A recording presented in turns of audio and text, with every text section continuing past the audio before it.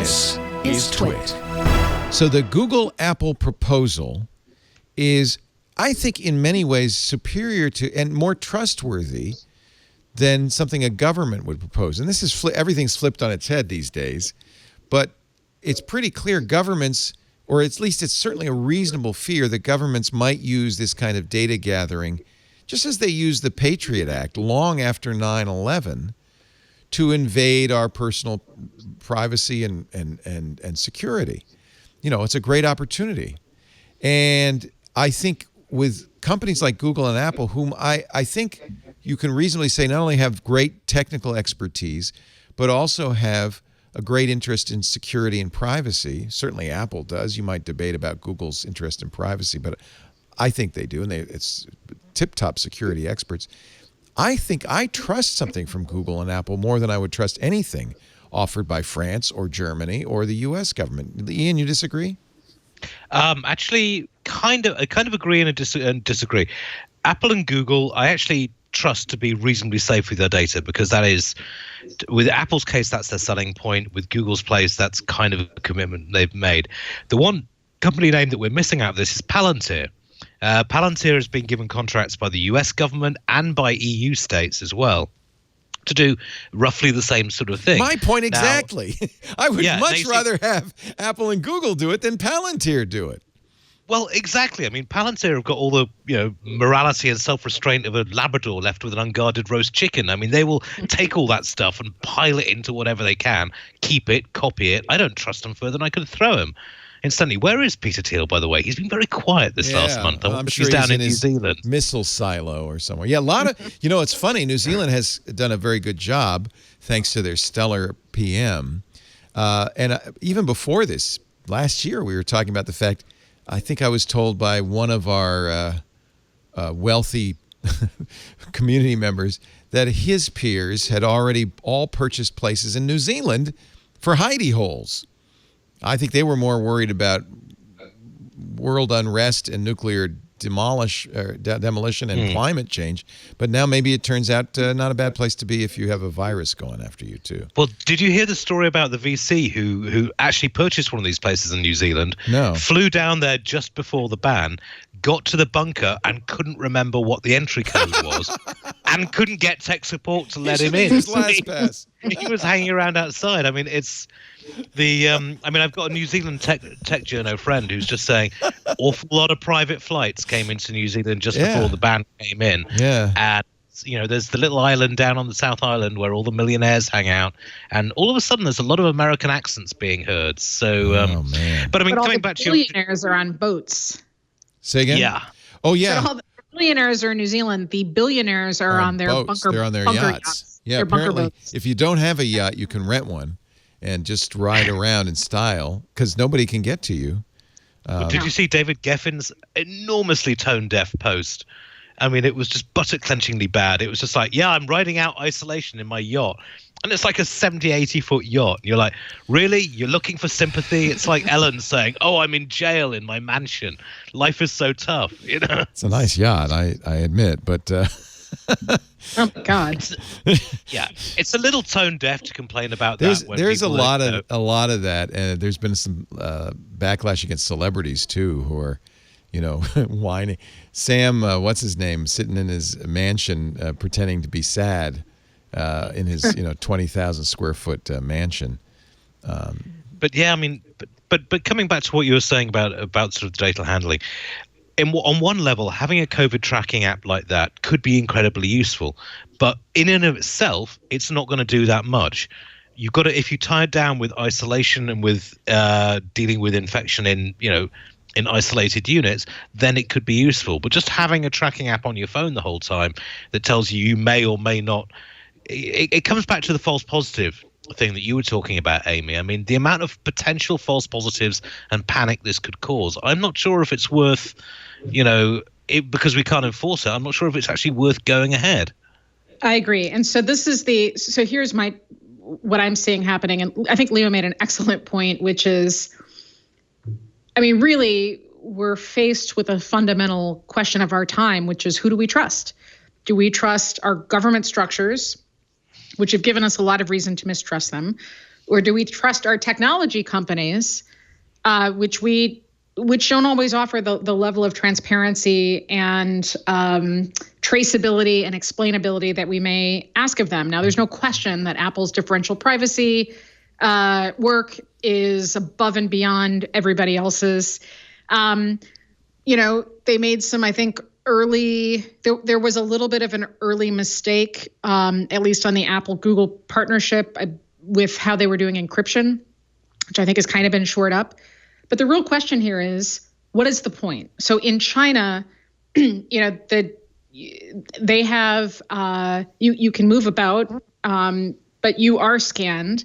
There is a code, and you have to show that code, which theoretically could be spoofed, maybe, to move around. This is an opt-in system in the United States. We don't know exactly what happens with the metadata from Bluetooth transmissions.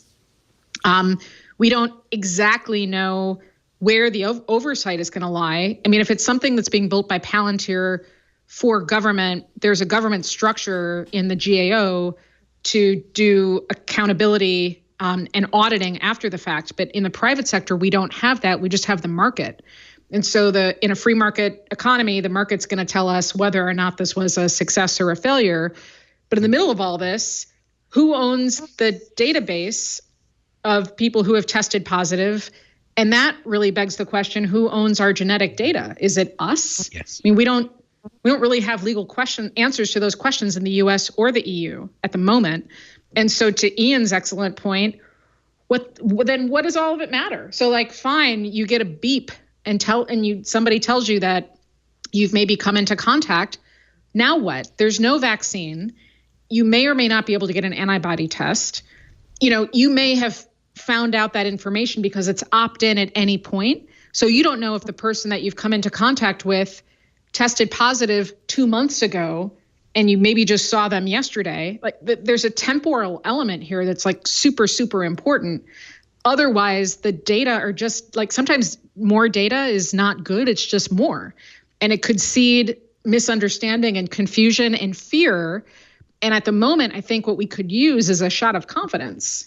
And, maybe not the bleach, but definitely a shot of confidence. One thing that we got to keep in mind is that, and again, I'm not an epidemiologist. I don't even have to say that out loud, but I'll say it anyway, that we don't have to be perfect. We just have to reduce the infection rate, the R naught of the virus. If we can get it below 1, then it will slow down and die out.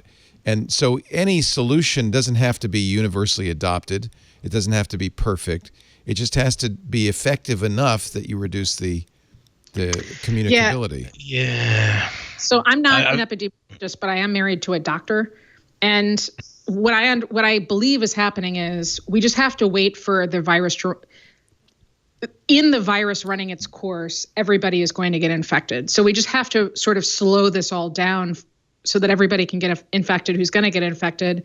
And I don't want to get infected because now maybe this is propaganda, but there's been a lot of stories lately about how devastating this is. Young people having strokes, damage to organs like the liver and the heart besides the lungs, long-term consequences even if you survive. It doesn't sound like a good illness to get. No, it does. I mean, again, I would agree. So I don't want to get it. Right. So I think, does that mean that I have to stay inside? I mean, I don't mind. Frankly, I don't care what government says. I don't care what skip tracing, contact tracing we've got. I'm staying indoors and wearing a mask for the foreseeable future. Yeah.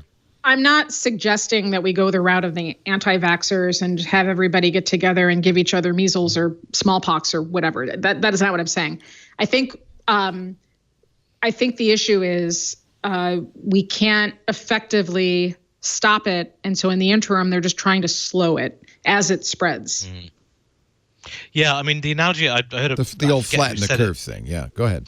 Well, I mean, the problem is unless you're willing to take the kind of steps that China has, which I don't think America is, then you're going to have to accept there is going to be a pool of people out there who are constantly spreading it on and spreading it on. It's kind of like a swimming pool. You can't have a no peeing section of the swimming pool and expect that to stay pure. If the water is going backwards and forwards, and we're all going to get it. So, I mean, unless you're actually willing to take a medical approach, lock down, isolate, backtrace the people, which would at this point would just be a colossal task, which I don't think Americans are going to stand for, then honestly, yeah, I don't see an awful lot of, until we get a vaccine then that works, then we're all going to be at risk for the next year or so, as far as I can see. Well, unless, right. And so I don't think we have to think about this in fatalistic terms. I mean, there are, and this is the part that really irritates me. Can't we muster the full might of human ingenuity to think our way through this problem in terms that aren't binary? Isn't there a future that involves vaccines and antibody tests and a bunch of other things, right? Couldn't somebody design a better mask? Couldn't we figure out some other way to do meaningful information spread and data collection in a way that's not half-assed? Well, it right? feels like that is happening, though. Isn't that what Google and Apple are trying to do? I mean, maybe it's not perfect, but that's the goal. Yeah, so it's interesting, but again, I haven't seen them answer. I guess I've heard now that there's the data are just being transmitted and are de-identified, but doesn't there have to be a database some? I mean, no. Are they using distributed ledger? Is this a blockchain project? Like where?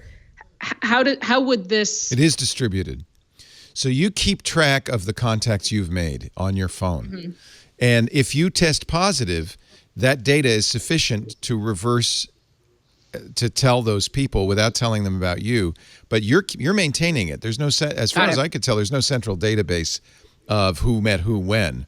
And Apple, by the way, and Google have in an addendum said, we will destroy this data as soon as it's over. This data is not going to be preserved. Because it could be reverse engineered at some point if you get the whole database. But I think this is quite clever. In other words, I think they've very cleverly thought of a way to do this, minimizing the privacy.